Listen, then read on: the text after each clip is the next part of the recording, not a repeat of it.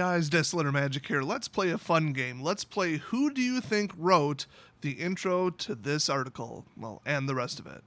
I'm just going to read the intro. Okay. The holidays will be here before you know it. And I'm not talking about Labor Day, or Halloween, or Veterans Day. Though those are good too. That's right, that kind of quality cringy writing can only come from Blake Rasmussen, who apparently is in charge of Daily MTG. For some reason. Just call him Gavin without the sweater vest, because they kind of look alike. That's right, guys. Screw Halloween. Oh, forget Veterans Day. They don't give a shit about Veterans Day over at Wizards of the Coast. Or veterans, probably. Well, if they're white males, they don't. We already know that. This holiday season, we're adding a new trick to our treats. You literally just said not Halloween, Blake Rasmussen. What the hell? It's too early in the morning, and it's too early in the article for some Shyamalan twist, okay? I'm messing with my head. Anyway, they're updating a classic gift. From what I understand, that's not at all what they're doing, by the way. Both items come out in mid-November. Wait a minute. Okay, let's see. August, September, October, November. Hey, that would be after Halloween. So no, you're actually not, quote, adding new tricks to your treats. Wouldn't you be adding treats to your tricks? You're going to try to trick us. Is that what you're saying? You're going to try to trick us again because you've done it in the past and people are getting kind of fed up with it. This intro could not possibly have been written any more poorly. This intro could not have possibly been phrased any worse. Wait, that's right. He ends with, without further ado, ... And that's correct. Those are 3 periods with spaces in between them, not an actual ellipses character. Now I'm just getting petty, but for the 100th time, I used to be an editor. Just screams at you with a big, bold section header, Magic Game Night. No exclamation mark, though. I'm very surprised. They really love those over in Seattle, apparently. I'm going to read this the way that I think he intended me to read it. Imagine this scenario. A group of friends, maybe a monthly board game group, stop in looking for something new to try out. But little did they know, oh wait, no, he didn't write that. Something they can all pick out, learn and enjoy together. But what awaits them, no, he didn't write that.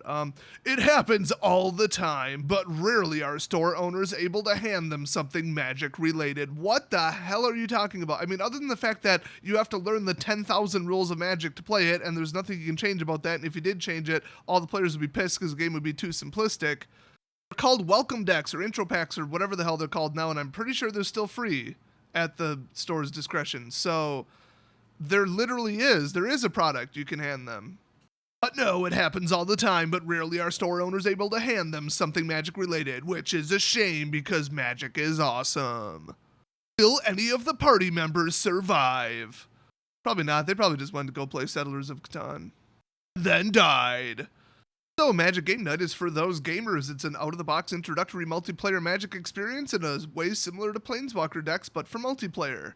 I mean, you just said they're pretty much closer to the welcome decks, but for multiplayer, which, they're already coming out with another product that has 2 decks in it that are complete and are supposed to teach you the game, and they even step you through the introduction. But okay, so this, that, and like the other changes to, you guys know, just all the intro new player stuff that they've brought out lately and what they've gotten rid of and replaced it with, how they've changed stuff, just Arena at all and the tutorial in Arena, everything comes together to strongly indicate that they are trying to get like similar product buyers and similar customers to play Magic as opposed to anything else.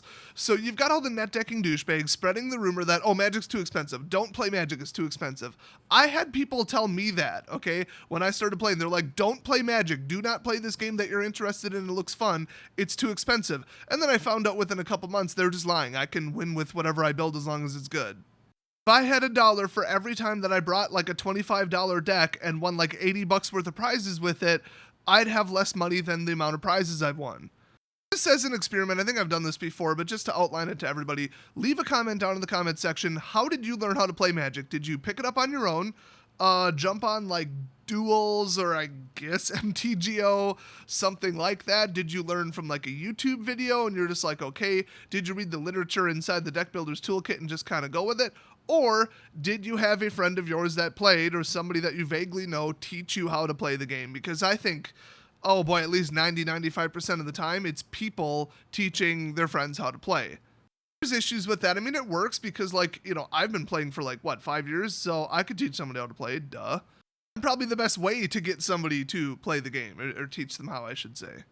But Arena's not bad. I mean, it doesn't go through every advanced thing, and you still got card rulings, and people will still be a little bit confused about what's happening if some odd little, order of the stack thing happens or whatever. But if I already taught everybody I know, everybody that's willing to play, and that's that, and that's my circle of friends, it is what it is. So unless those friends now teach somebody else to play, which they're probably not qualified to do for at least a year, at least. Unless they dove right into the rules and learned everything within a month and now they're an expert, like almost on par with what I am, then, I don't think they're going to know the rules well enough to teach somebody else how to play necessarily. But they could just be like, oh, you should play the game I just started, it's fun, here, go see my friend Des, he'll teach you how to play, that's cool. But this whole person-to-person, one-at-a-time thing, it's not very efficient. If you've got people walking into a gaming store and they're like, oh, what's good? What card game is cool? And then they pick up, what is that, like Cats in the Blender or whatever, or Munchkins or whatever, Munchkin, I don't remember if it's plural or not. All these other games that are a little bit more simple to pick up, cheaper to play. Well, I mean, Magic can be really cheap to play. I mean, just FYI, I want to reiterate that. They're picking up, Settlers Catan or some Monopoly Special Edition or something. They're already so close to being your customer, it's easier to go after them than it is to go after just some random person where they're like, oh, you play World of Warcraft? You'd love Magic the Gathering. The best they could do is like go after Hearthstone players, I guess, who don't usually attend LGSs, but how are they going to do that? I highly suspect actually that they're putting Magic the Gathering related ads on Hearthstone videos on YouTube. I think they're doing that. Like he said, I mean, it's transparent. He said people who are walking into gaming stores, they need something for store owners to be able to hand them that's Magic related. Planeswalker decks, dual decks, this new product that I forgot the name of that's coming out that looks pretty dope. $14.99, guys. It's got a guide. And you got like the welcome decks, and sometimes one of the staff members will teach the person how to play themselves. They're kind of supposed to do that. It's not absolutely required. It's just strongly recommended by, I think, like WPN policy or something. This isn't all that new, but I mean, I guess they are targeting, like the difference with this one is 5 players. So it's multiplayer, and it does say right on the front, play Magic with 2 to 5 players right out of the box. So, I mean, the big thing about Magic is deck construction, modifying your deck, coming up with great new ideas, which is why, obviously, I hate net deckers, because they kind of ruin that. But not everybody's into that, and you really have to know how every card and every mechanic works, and then consider, I believe in legal standard right now, 1,900 different cards, although locked by color, for your deck. I mean, it's overwhelming even for me when 8 sets are legal. So to just be like, we're going to take out deck building, here's just a product where you can play it, And think about this, you got a pre-made deck that's weak as hell, and having fun with it after, 5 games, you've got the mechanics down, you know how every card works, you're like, okay, cool, this is getting repetitive, oh, that's right, I can modify and upgrade the deck. And especially when you look at other people playing Magic, if there's somebody, one table over right next to you, and you're like, whoa, that deck looks a little more powerful than what I just bought. Or, hey, that card just ran the whole game, he brought that out 4 turns ago, there's nothing his opponent could do, and he just won with it. I want to put that card in my deck. Mine's the same color, So then they start to upgrade it, start to buy boosters, they buy singles, they look through, the glass case, the binders, the boxes, whatever you got. Hey, they're a Magic player, they're a customer, there you go, they're a returning recurring customer. That's why these kind of crappy intro decks or whatever, the new player products are actually really important because it's a good starting point. The only difference with this and the other products is this is 2 to 5 players, so up to 5. I guess they're targeting a play group, like a D&D group that wants to play something else on every other week or something. As I said, and you're probably already reading it, I've had it up on screen the whole damn time, it comes with 5 pre-constructed decks, 1 of each color, which is nice, and you can trade decks, that's the other thing with getting 5, plus all the accessories you'll need to play the decks, spin down life counters, life counter platforms, that's kind of cool, I've never even heard of that, but yeah, keep the dice from rolling away. That seems to be another major thing that Wizards is into lately. You're not allowed to use dice, by the way, at the Pro Tour, I heard, or on camera, or the top 32 out, or something like that. It comes with +1/+1 counters and 5 reference cards. That's kind of cool. I might actually kind of want those. The problem is MSRP on this is $39.99, although, I mean, for 5 decks, $39.99 is not bad. What is that, like 8 something a deck? I mean, that's not bad. I mean, that new product that's coming out is 2 dice and 2 spin downs for $14.99. So that's about the same. I mean, that's really, if you compare it to anything else at a local gaming store, an entire playable deck for under $10, that beats almost anything else out there. We're talking Yu-Gi-Oh, Pokemon, other similar, like, smaller card games that I've mentioned. $39.99, I mean, that's about on par with, like, any larger board game. I mean, I've played the Firefly one. That one's awesome, by the way. Absolutely awesome. I recommend it to anybody. Or Settlers of Catan, I think that's probably about the same price. Monopoly's like $30 at least. So it's right where it needs to be. It's appropriately costed. Everybody's like, it's a bad value. You're wasting $40. You should buy a booster box. No, not if they're brand new to the game. They should definitely not buy a booster box. Not only is that pretty much the worst way to get the cards you need, but it's deeply confusing, and it's really hard to build a deck if you're new to the game and don't know how to play it. So to the intended audience, this is a good value. Stop listening to people who are saying it's a bad value. And then, oh God, Blake Rasmussen actually wrote this. But wait, there's more! Exclamation mark. There's that exclamation mark. It's basically the Wizards mascot at this point. They need a mascot. I guess the dragon inside of their vestibule or their entryway. I forgot his name, but I think that's their mascot. But I'm gonna make the honorary mascot the exclamation mark. Each of the 5 decks comes with an exclusive card. Oh, here we go. You couldn't just leave it at what it was, could you? You couldn't just be like, here's a product for new people, that's it. We're going to sell really low amounts, but it's supposed to get people in the game, and we're not trying to make money on it. Every single product they have to ruin by giving regular players a reason to buy it, no matter how thin and shallow it is. So, oh boy, if it's standard legal, I am going to punch my screen right now. Because I think we all know they haven't learned from that. So each of the 5 decks comes with an exclusive card. These cards and any other reprinted cards not already in standard are not standard legal. I wish I had a gavel to bang right now. I would bang that thing and say case closed, case dismissed, it's not legal. So that's good, but any collectors who are like, ooh, this is ultra rare, because this is going to be an extremely low print run product, I would think. I mean, some of these cards are very distantly not legal. I mean, we've got stuff that's, you know, from M19, but then we've got, like, Always Watching. That's from Shadows. That's not even close. So, oh boy, should they sell another product where it's mostly legal but not quite? So if somebody brings it to F&M, and this is the reason they got rid of dual decks, somebody brings it to F&M, and then they get greeted by, oh, you can't run that deck, it's illegal. And they're like, I just bought this. This product just came out a month ago. What the hell do you mean it's cycled out of standard? Oh no, some of the cards are in standard and some aren't. So you can't play F&M. Welcome to Magic. A lot of people were reporting that problem with dual decks. So now they've got really close stuff. Okay, let's see. The white one, oh boy, Benalish Marshall. That ain't no joke. Mentor the Meek. Okay, Valiant Knight. Dwarven Priest. It's all M19. Let's see. Aerial Responder, technically legal. Let's see, Everdone. There we go. Inspiring Captain. That's from Shadows. Wait a minute. But that's going to be reprinted in Ravnica, I think. The RTR.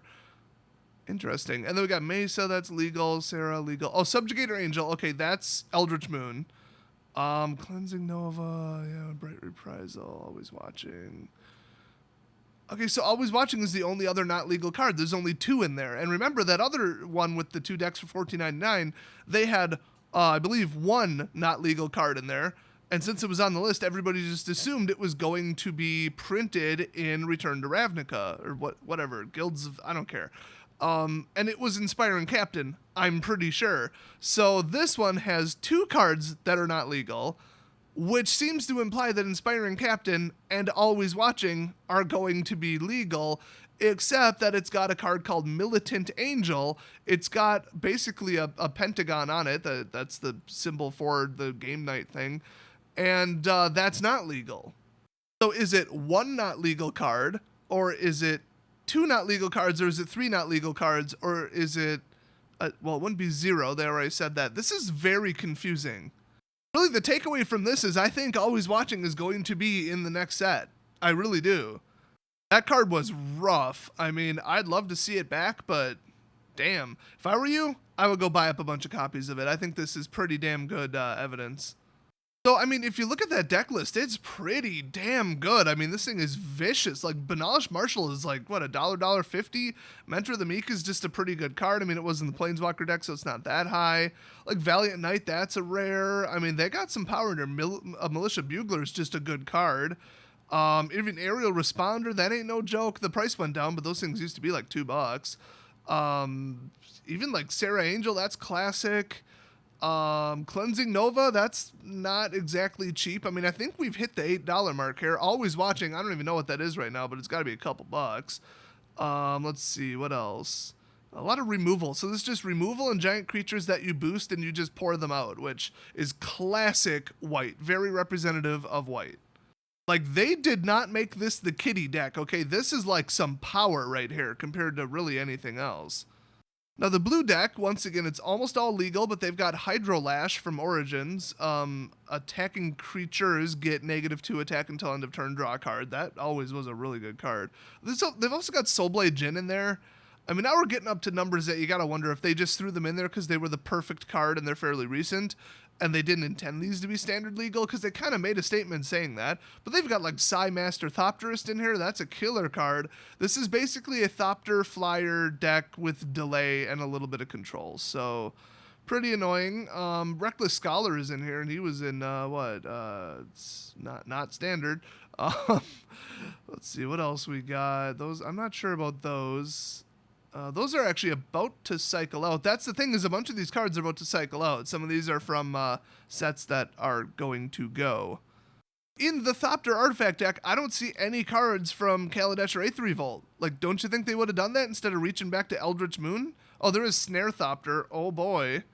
I really wonder if this is indicating that they're going to be reprinted, but in this one, I think there's like maybe 3 or 4 that aren't going to be standard legal or aren't right now, so maybe they did just throw them in, but boy, is that a dick move on Wizards' part. You'd have to have somebody who really knows the set symbols and the rotation look at these decks and say, hey, you got to take out this, and this, and that's it. Replace them with something better from a new set, and you've got a playable deck. That is such a hurdle and so like annoying. And when somebody buys it who knows nothing about Magic, the person at the store has to say, by the way, you can't come to the tournament with these decks without modifying them. Some of the cards have cycled out, and they'll say, oh, is this an old product that you're just trying to get rid of? No, it just came out last week. Wizards just hates you. Oh, okay, good to know. Yeah, I mean, I recommend you guys go check out the webpage, the announcement on Daily MTG for this, because there's some pretty cool stuff in there. I mean, we've got, like, Cruel Revival, we've got, Death Barons in the black one, that's huge. I saw Languish in here, that's nice, that's still worth a couple bucks. I mean, I think they really wanted to put the value in here, so they took some recent cards that were hot and are kind of played in, like, other formats, and then they put them in here. So, actually, not a lot of value in black. But I mean, just think about it. You got to get to like 8 something. I mean, it probably is there. Red's mean. It's like goblin removal with some kidnapping. That's kind of cool. Active treason. That's classic. They got Rolling Thunder from BFZ. Oh, I love that spell. Oh my gosh, I love it. And of course, it's got Goblin Goliath as the main card. Green's got Avatar of Growth. That card's pretty nuts. And of course, they've got Gulta and Gigantosaurus in this product. Now they have 3 reasons not to ban Gulta. 2 of them are products. But you know what? Ban Gulta, because we're all sick of that card and it was a disastrous mistake. Yeah, I mean, Ronus's Monument is in there. That's about to cycle out because it's from Space Egypt. So, I don't know. I don't really know what they were going with this one. I mean, they put in Rabid Bite. That's an M19 card. It's like they almost wanted this to be legal, but not. But maybe that was the point where somebody would say, hey, you're a couple cards off from being able to play this. Why don't you buy some singles, trade with somebody, buy some packs, see what you get? I mean, just make them like basically modern decks. Just go way back. Start bringing stuff from Rise of the Eldrazi back or something, you know? Who cares? Bring back some classic cards from 10 years ago. If you're going to make it almost standard, but not quite, then just screw it. Just make it completely not standard. Just make none of the cards standard legal.